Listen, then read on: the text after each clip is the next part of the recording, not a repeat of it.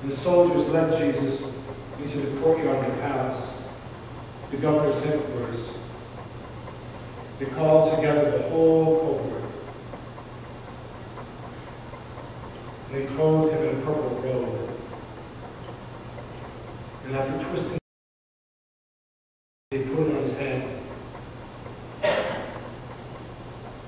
And they saluted him. Hail, King of the Jews! They struck him with a reed. They spit on him. He knelt down in homage. And after mocking him in this way, they stripped him of the purple robe and put his own clothes on him and led him away to crucify him. As they went out, they compelled a passerby coming in from the country to carry his cross. It was Simon of Cyrene. And then they led him to a place called Golgotha, the place of the skull. And they offered him wine mixed with myrrh. But he did not take it. Then they crucified him. They divided his clothes among them by casting lots to decide what each should take.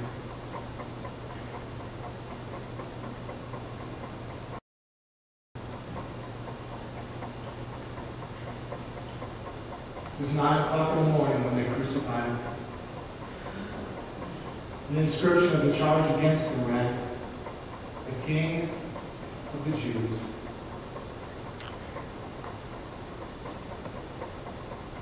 With him they also crucified 2 bandits, one on the right and one on the left. And those who passed by the cross derided him, shaking their heads. "Ah, you who would destroy the temple and rebuild it in 3 days, save yourself, come down from the cross." The chief priests, along with the scribes, also taunted him in this way. He saved others. He can't even save himself. Let the Messiah, the King of Israel, come down now so that we might see and believe. And those who were crucified with him also taunted him.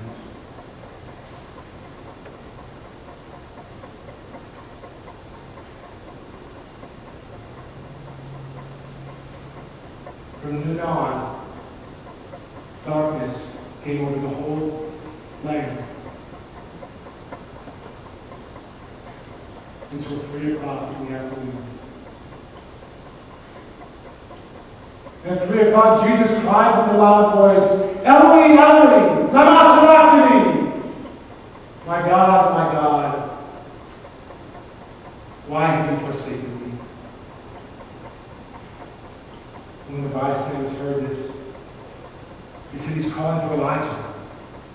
Someone ran and got a sponge, filled it with sour wine, put it on a stick, gave it to him to drink, saying, "Let us see if Elijah will take him down." But then Jesus cried with a loud voice and breathed his last. And the curtain of the temple was torn in 2, from top to bottom. And when the centurion who stood facing him saw that in this way he breathed his last, he said, "Truly, this is God's Son."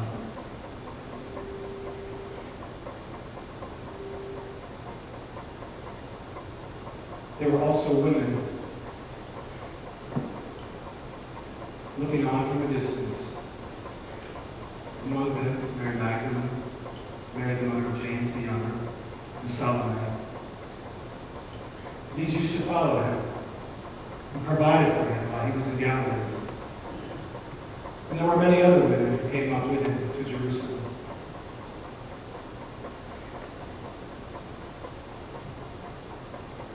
When it was evening, and since it was the day of preparation, the day before the Sabbath, Joseph of Arimathea, a respected member of the council, who himself also was waiting the coming kingdom of God, went boldly to Pilate and asked for the body of Jesus. Pilate wondered whether Jesus were already dead. And summoning the centurion, he asked if Jesus had been dead for some time. And when he learned that Jesus was indeed dead, he granted the body to Joseph. And Joseph brought a linen cloth, and taking down the body, he wrapped it in the linen cloth. And then he laid it in the tomb that had been hewn out of the rock.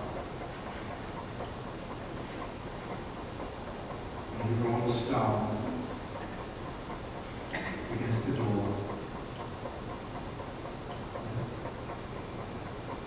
of the tomb.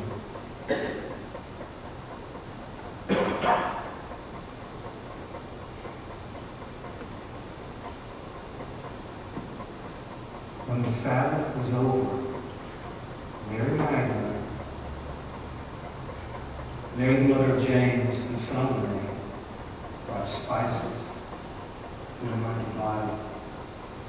And early in the morning, on the first day of the week, as the sun was rising, they went to the tomb. Now they had been saying to one another, "Who will roll away for us the stone from the entrance to the tomb?" But when they looked up, they saw that the stone that was very large was already rolled back. And as they entered the tomb, they saw a young man dressed in white robes sitting at the right side, and they were afraid. But he said, "Do not be afraid. You are looking for Jesus of Nazareth, but he is not here. He has been raised. Look, there is the place where they laid him. But go now and tell his disciples and Peter that he is going ahead of you to Galilee, and that there you will find him just as he told you." And the women ran away from the tomb, for terror and amazement had seized them. And they said nothing to anyone, for they were afraid.